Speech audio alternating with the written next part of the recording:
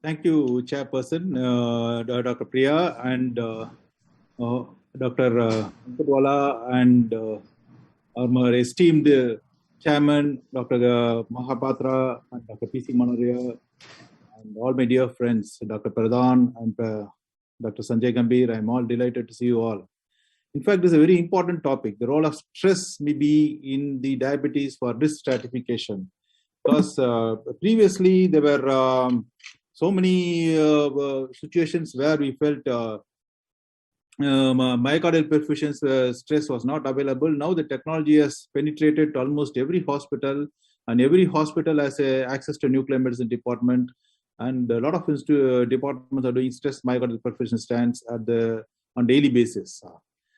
To begin with, what happens, this is what we all agree with, that the diabetes itself is a risk factor. It reduces the life expectancy by about 10 years.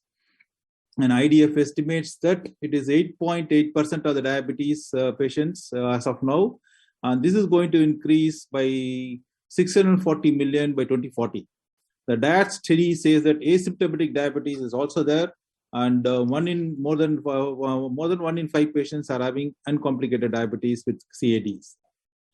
It has a severe impact on the economy of the individual and the institution, because we see a lot of pensioners lining up in government institutions for want of medications, because it is almost lifetime. They have to take expensive medications. What really happens in type 2 diabetes and CV disease is that it manifests as dysglycemia. We all know it is an inflammatory disease more than everything else, and there is endothelial dysfunction, there is oxidative stress, dyslipidemia, hypercoagulability, the growth hormone system. So many interactions are happening to clinically manifest. The only thing we come across in our day-to-day practice is that this is inadequately investigated and inadequately managed condition. There are a lot of conventional risk factors which have been traditionally employing. The common one is this Framingham's risk score, which classifies as low risk, intermediate risk, and high risk.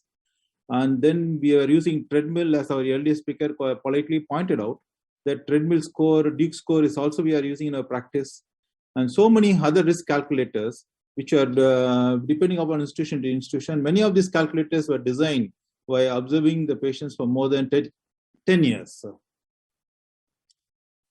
But basically, the silent ischemia is what the current challenge in diabetes, and uncovering the silent ischemia is real challenge. We use a lot of strategies, like for example, exercise treadmill test, the Holter monitoring, stress echo, cardiac MR, invasive coronary angiogram, multi-slice CT, and coronary arterography.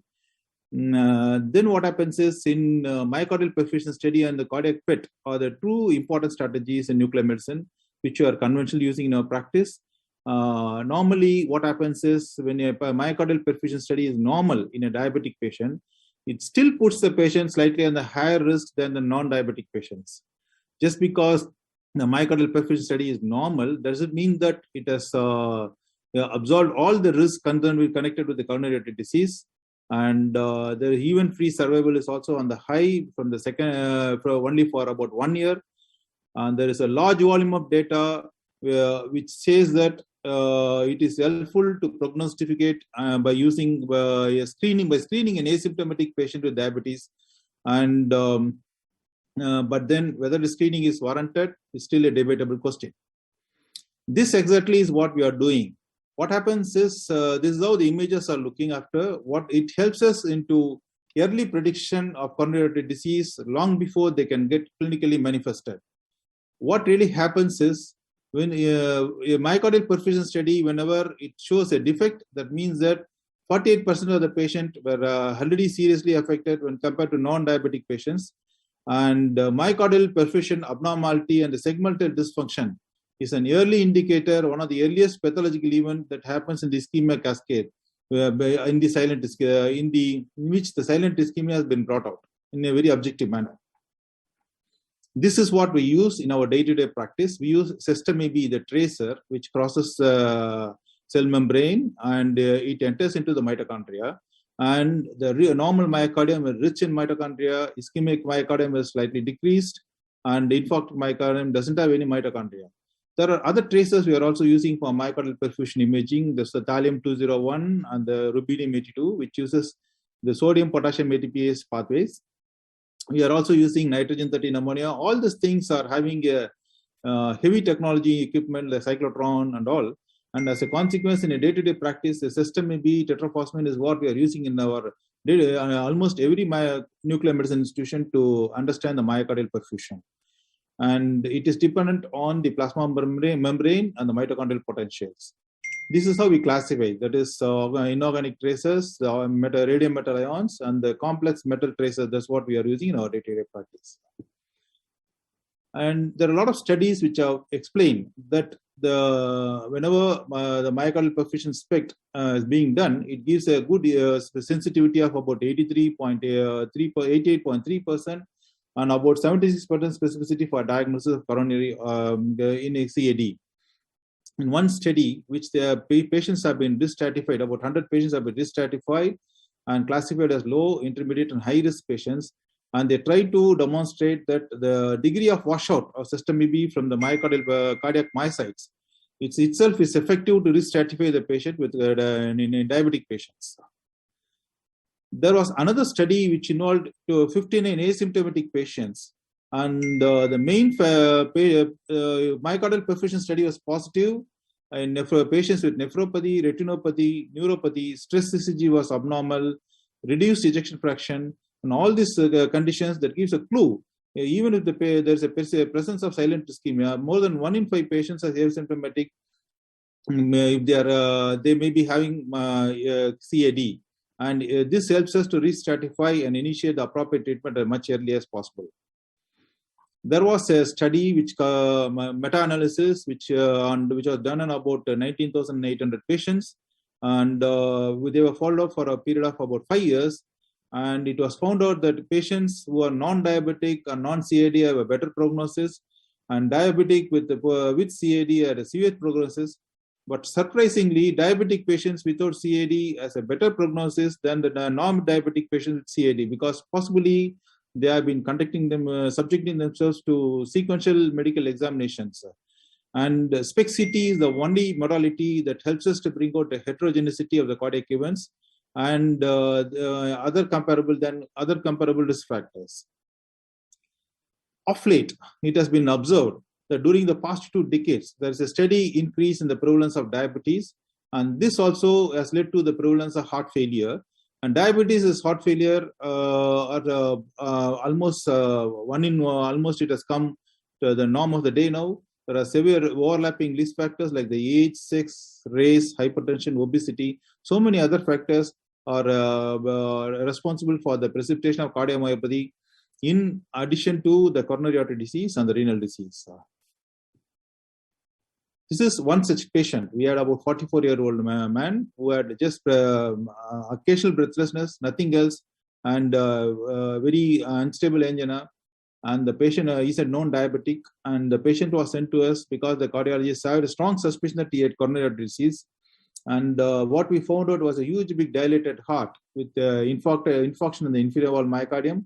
And surprisingly, the estimated EF was about 14% during stress and about 13% during rest. This, the bottom line is, myocardial perfusion study, it helps us to give a reproducible information about global and regional wall motion abnormality. It also, the modern software gives us the phase analysis, and it helps us to understand the intraventricular synchronism and the phase derived standard deviation and histogram bandwidth. All these things are available in the modern software that helps us to objectively understand the degree of myocardial dysfunction. The risk factor for diabetes is stress testing. Now the question is, can we do something better? And it is now established that abnormal perfusion stress test is an independent predictor of death and myocardial infarction in multivessel ischemia, and has a greater prediction of cardiac events with fixed effects. And for symptomatic patients at intermediate and high risk of coronary artery disease who cannot exercise and who don't have an uninterpretable ECG, when the stress testing with echocardiography and myocardial perfusion is considered as more appropriate.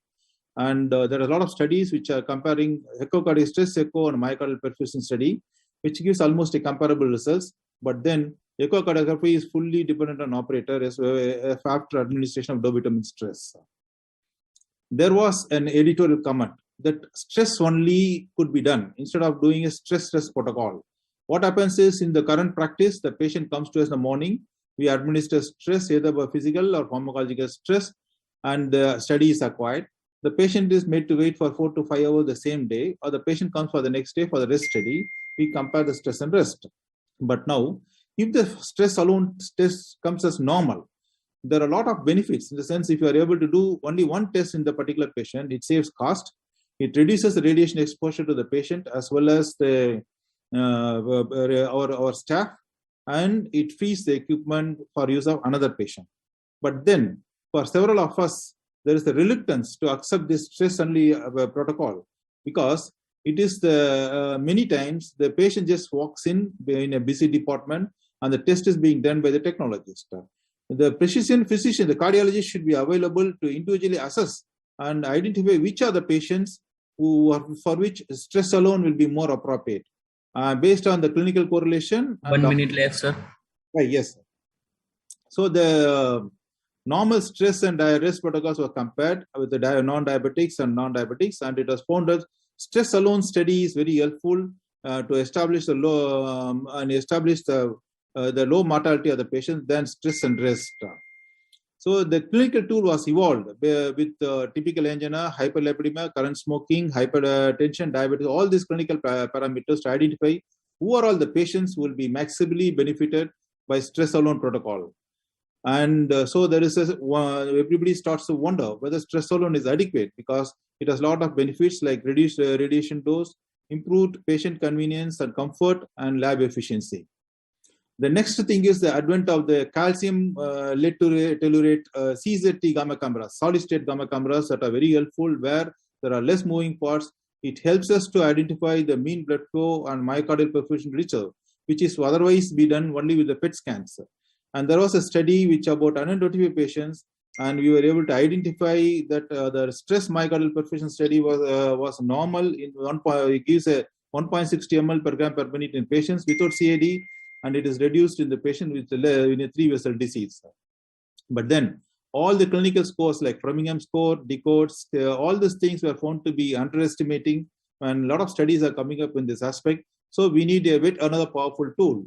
And this is the suggested algorithm where the MPS is very helpful in stratifying the mild, moderate, and the severe patients in diabetes. So to sum up, the diabetes now is a chronic metabolic disorder, as we all understand. The real challenge is to bring out the silent ischemia, and mortality and morbidity will be avoided by identifying the patient early and initiating appropriate measures. And myocardial perfusion study is the only non-invasive test that can, to some greater degree of accuracy, predict the outcome and guide the decisions based on how to manage the patients, especially when they're symptomatic. And a lot of newer strategies being evolved to follow up the patients and identify them to give a better prognosis and a quality of life. Thank you for the excellent opportunity. Thank you.